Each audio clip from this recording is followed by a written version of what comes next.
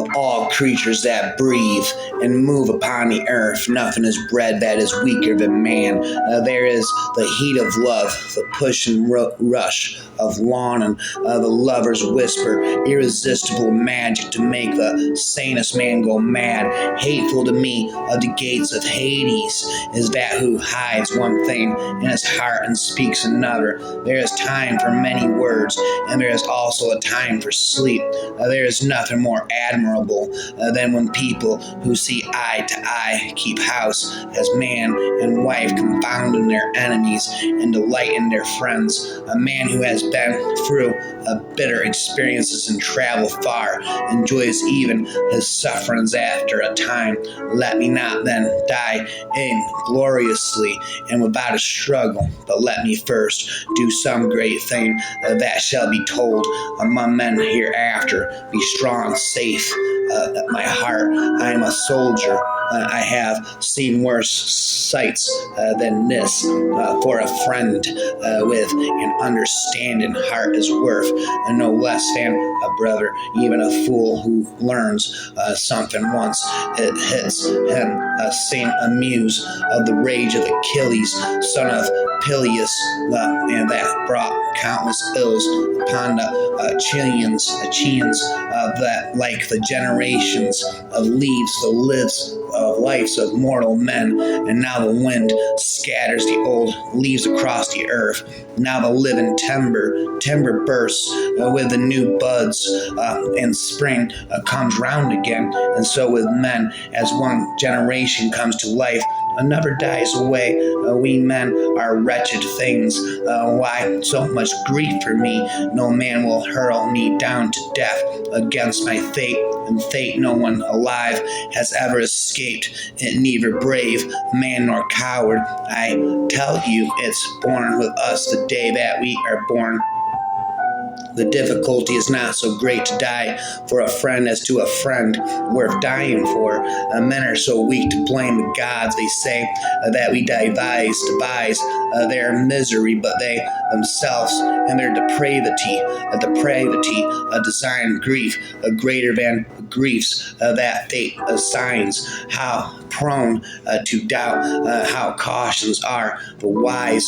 Achilles glared at him and answered, "Fool, prate not to me about covenants. There can be no covenants between men, and lions, wolves, and lambs can never be one of one mind, but hate each other out and through, and therefore there can be no understanding between you and me, nor may there be any covenants between us till one or other shall fall. Sleep delicious and profound, the very counterfeit of death. My name is nobody. Ah, how shameless the way these mortals blame the gods. From us alone, they say, come all their miseries, yet but they themselves, with their own reckless ways, compound their pains beyond their proper share. It is the wine that leads me on, the old wine that sets the wisest man to sing at the top of his lungs, laugh like a fool. It drives the man to dance, and it even tempts him to blurt out stories better never told. The blade itself incites to deeds of violence. I didn't lie, I just created fiction with my mouth. Like the star of the waning wanton summer, who beyond all stars rises, bathed in the ocean stream of to glitter and brilliance, and empty words are evil. No one can carry me down to Hades before my time before, but if a man's hour is come, be he brave or be he coward, there is no escape for him when he has once been born. No man or woman born coward or brave can shun his destiny. Come, friend, you too must die. Why moan about it so? Even Patroclus died a far better man than you. And look, you see how handsome and powerful I am? The son of a great man, the mother who gave me life, a deathless goddess. But even for me, I tell you, death and the strong force of fate are waiting. There will come a dawn or sunset or high moon when a man will take my life in battle too, flinging a spear, perhaps or whipping a deadly arrow off his bow. Each man delights in the work that suits him best. His descent was like nightfall. There will be a killing till score is paid. Some things you will think of yourself, some things God will put into your mind. The journey is the thing. Take courage, my heart. You have been through worse than this. Be strong, saith my heart. I am a soldier. I have been worse sights than this, and overpowered by memory. Both man gave way to grief. Priam wept freely for a man killing Hector, throbbing, crouching before Achilles' feet, as Achilles wept himself, and now for his father, now for Patroclus once again, and their sobbing rose and fell throughout the house. Few sons are like their fathers, most are worse, few better. And now from his breast he into the eyes of the ache of Lorna mounted, and he wept at last his dear wife, clear and faithful in his arms, longed for as the sun-warmed earth is longed for by a swimmer spat in rough water, where his ship went down under Poseidon's blows, gale winds and tons of sea. Few men can keep alive through a big surf to crawl clotted in with brine unkindly beaches. Enjoy knowing the abyss behind. And so she too rejoiced, her gaze upon her husband, her white arms round him pressed as though forever. A beauty, a terrible beauty, a deathless goddess. So she strikes out eyes. If you serve too many masters, you'll soon suffer. There's nothing alive more agonized than man of all that breathe and crawl across the earth. Life is larger, a matter of expectation, out of sight, out of mind. Be strong, saith my heart. I am a soldier. I have been seen worse sights than this. Youth is quick and feeling but weak in judgment. Without a sign, his sword the brave man draws and asks no omen but his country's cause. Yeah, and if some God shall wreck me in the wine dark deep, even so I will endure, for already have I suffered full much, and much have I toiled in perils of waves and war. Let this be added to the tale of those seen in me muse, and through me tell the story of that man skilled in all ways of contending, the wanderer harried for years on end. Be still, my heart, thou hast known worse than this. We quite cover the same ground again. It goes against my grain to repeat a tale told once and told it so clearly. Why have you come to me here, dear heart, with all these instructions? I promise you I will do everything just as you ask, but come closer. Let us give in to grief, however briefly, in each other's arms. The roaring sea and many a dark range of mountains lie between us. Immortals are never alien to one another. Still, we will let all this be a thing of the past, though it hurts and beat down by constraint and the anger that rises inside us. Now I am making an end of my anger. It does not become me unrelentingly to rage on. Even his griefs are a joy long after to one that remembers all that he wrought and endured. Ruin, eldest daughter of Zeus, she blinds us all, that fatal madness. She with those delicate feet of hers, never touching the earth, gliding over the heads of men to trap us all. She entangles one man now another rage. God has seen the rage of Peleus, son Achilles, a murderous doomed. That cost the Achaeans countless losses, hurtling down to the house of death. So many sturdy souls, great fighters' souls, but made their bodies Korean feasts for the dogs and birds, and the will of Zeus was moving toward its end. Began Muse when the two first broke and clashed. Agamemnon, a lord of men, and brilliant Achilles. So the gods don't hand out all their gifts at once, not build and brains and flowing speech to all. One man might fail to impress us with his looks, but God can't crown his words with beauty, charming men with delight when he speaks out, never faltering, filled with winning self-control. He shines forth at assembly grounds, and people gaze at him like a god when he walks to strew the streets. Another man may look like a deathless one on high, but there's not a bit of grace to crown his words, just like you, my fine, handsome friend. Wine can of their wits, the wise beguile, make the sage a frolic, and the serious smile. Too many kings can ruin an army.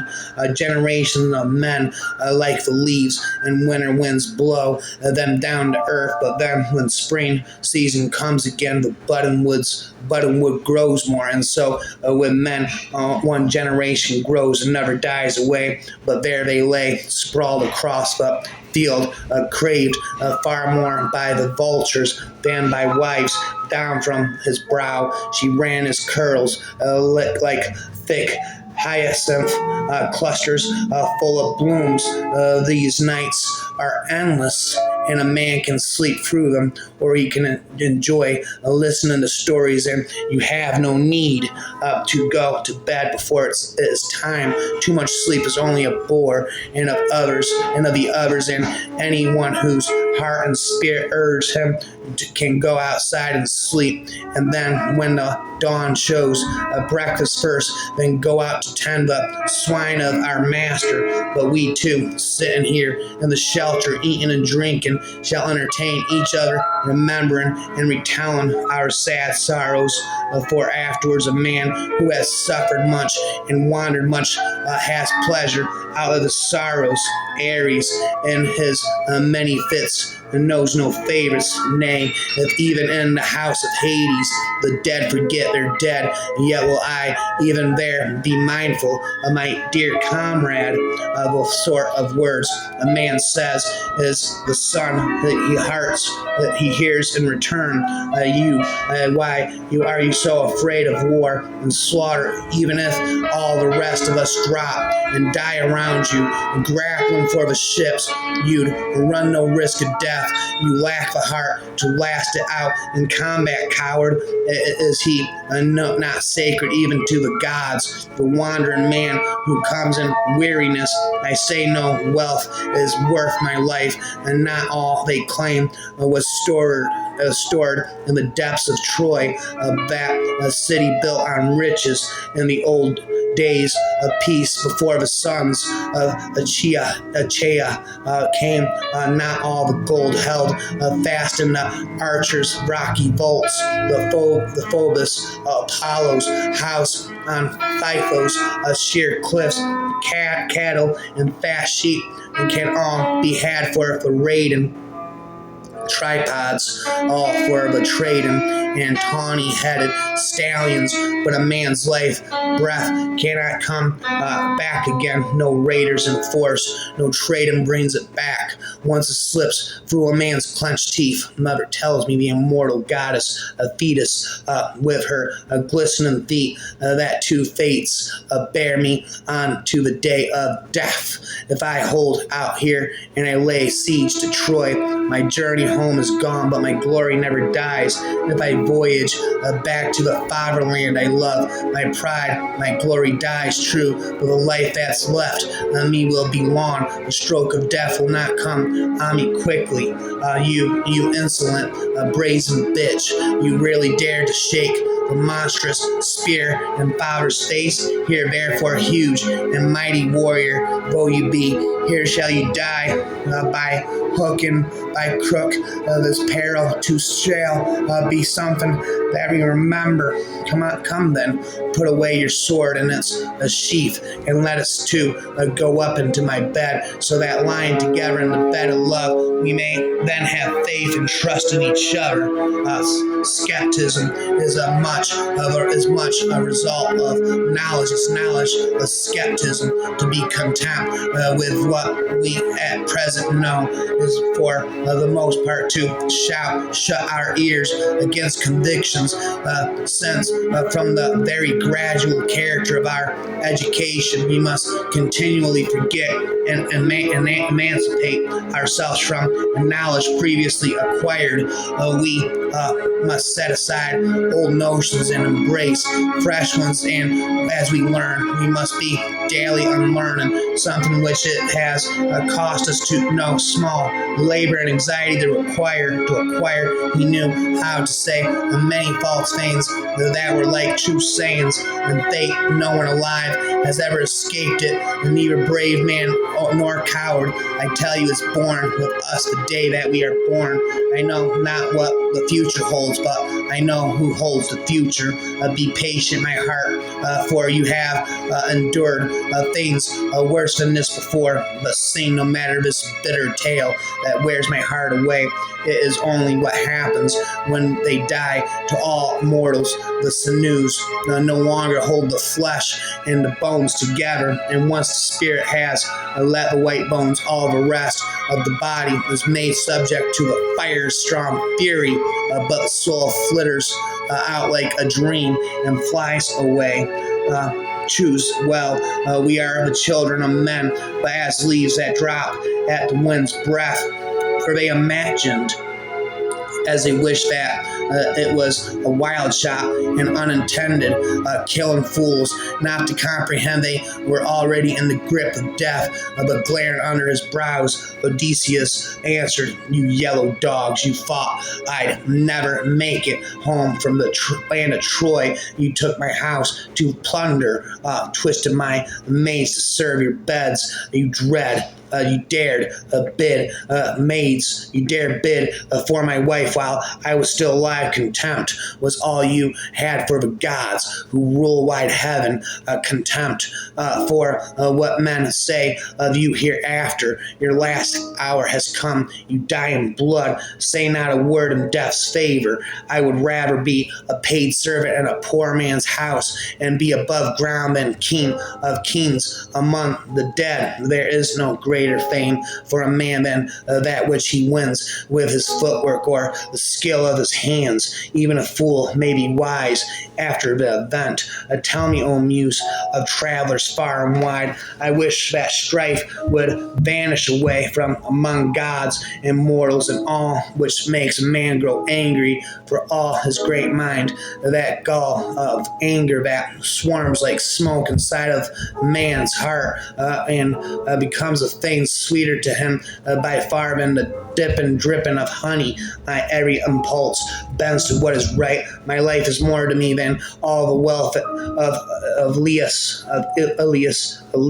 of a proud heart, feels no terror, not terror nor turn to run, and it is his courage that kills him. A small rock holds back a great wave, but you, Achilles, there is not a man in the world more blessed than you. There never has been, never will be one. Time was when you were alive. Our gifts honored you as a god, and now down here I see you lord it over the dead and all your power. So grieve no more at dying, great Achilles, I reassured the ghost, but he broke out protesting, no winning words about death to me, a shining Odysseus. By God, I'd rather slave on earth for another man, some dirt poor tenant farmer who scrapes to keep alive and rule down here over all the breathless dead. My men grow tired, asleep, love singing and dancing sooner than war, having had appointed us dwellers on earth a time for all things. I have no interest at all in food and drink, but only in slaughter and blood and the agonized groans of mangled men. Skepticism is as much of a result of knowledge as knowledge is a skepticism of all creatures that breathe and move on earth. None is more to be pitied than a man of a charity that is a trifle to us. It can be precious to others. It is entirely seemly for a young man killed in battle to lie mangled by the bronze spear, and his death of all things appear fair. But listen to me first, and swear an oath to use all your eloquence and strength to look after and protect me. First she said we were to keep clear of sirens who sit and sing most beautifully in a field of flowers. But she said I might hear them myself so long and no one else did. Therefore take me and blind me to the crosspiece halfway up the mast. Bind me as I stood upright with a bond so fast that I cannot possibly break away, and lash the rope's ends to the mast itself. If I beg and pray you to set me free, then bind the more tightly still. 300 years have not changed the human condition. In this respect, we are still lovers and victims of the will to violence, and so long as we are, Homer will be read as its truest interpreter, entrepreneur,